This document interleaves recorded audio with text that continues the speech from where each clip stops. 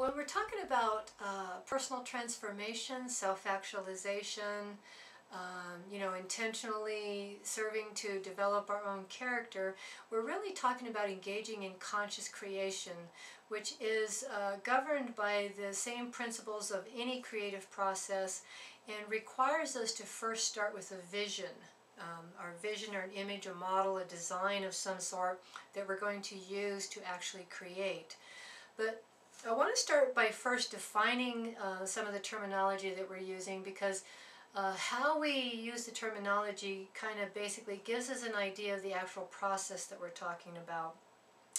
And what I'm referring to is what we mean when we use the word transformation. Now, transformation doesn't mean change in the sense that we're changing our basic nature, or we're changing, who we are in the world. What transformation says is that as souls, we're born into the world and as a kind of design or pattern, okay? And this pattern has what we call a big pattern that has within it fractal patterns or holographic patterns that are smaller patterns of the same nature. The big pattern can be thought of as our dreams, the story that we were born to tell, the story that we feel compelled by, how we see ourselves living and being in the world. And the smaller holographic or fractal patterns can be thought of as our qualities, our archetypal patternings, tendencies, our basic predisposition, all these little aspects of ourselves that are perfectly designed to tell the story, or to express the bigger pattern and tell the type of story that we were born to tell. So when we're talking about transformation, well, as we come into the world and we go through our childhood, all kinds of things happen, and this kind of gets covered over with stuff. We form judgments about ourselves, we acquire beliefs, we hear stories being told about us by other people.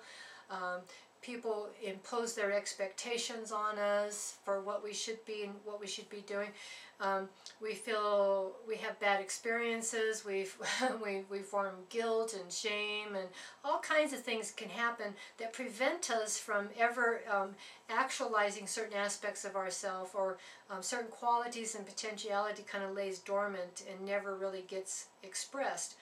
So when we're talking about personal transformation, we're talking about identifying what some of these are, removing them, and then re-emphasizing different qualities within our basic personality that will allow us to express ourselves in a different way, will allow us to develop ourselves or take a different form in how we express ourselves. But any creative process requires that we learn how to work with an ideal. And an ideal can be thought of as an image, a vision, a pattern, a model of ourselves that is of what we call a higher form, or of our best potential, our superior, our qualities that are developed to a superior level.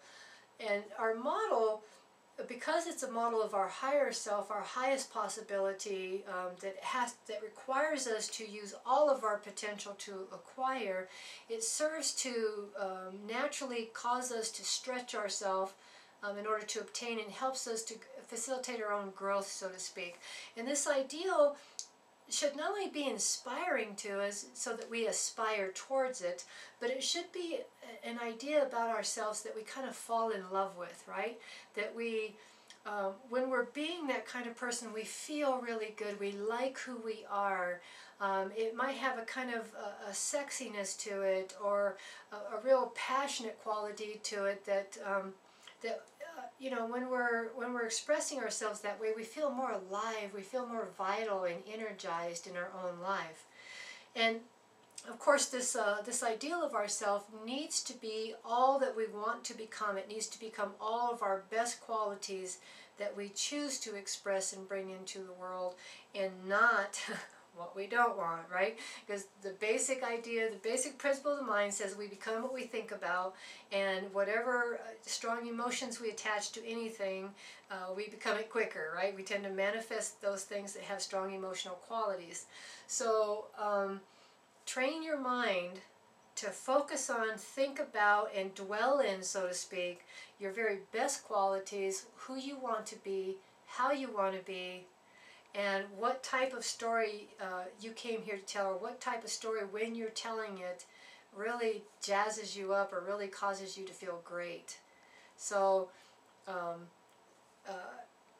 but you're going to have a model, or every artist that creates a painting has a vision. They have an idea that, like I said, that they fall in love with, that they're aspired towards, that that consumes them. Okay, so create a higher ideal of yourself, one that you really like, that will require you to stretch and grow into, to become better, right? And fall in love with it, right? And that way, as you're expressing it, and as you're training your body to behave in new ways, or training your self to be in the world in a different way, you're falling in love with yourself. You like who you're being. You feel sexy. You feel passionate. You feel more alive and vital in your own life. So, and with all creative processes, remember, bring joy to it. Have fun. Make it something that, keep a lighthearted quality to it. Don't get heavy and bogged down, okay? So if you're doing something and you don't quite pull it off right, okay, fine. Scratch, and try again, right? And when you do get that expression just the way you like it, repeat it, practice it over and over and over, because repetition is the key to invention. It's what basically creates habitual patterns, and if we do something over and over, it becomes natural, automatic, and we don't even have to think about it anymore. So, so create your vision, your ideal image, fall in love with it, feel passionate about it, and play as you're creating it. Have a good time while you're becoming the person that you really want to be, and the person that you were born to be.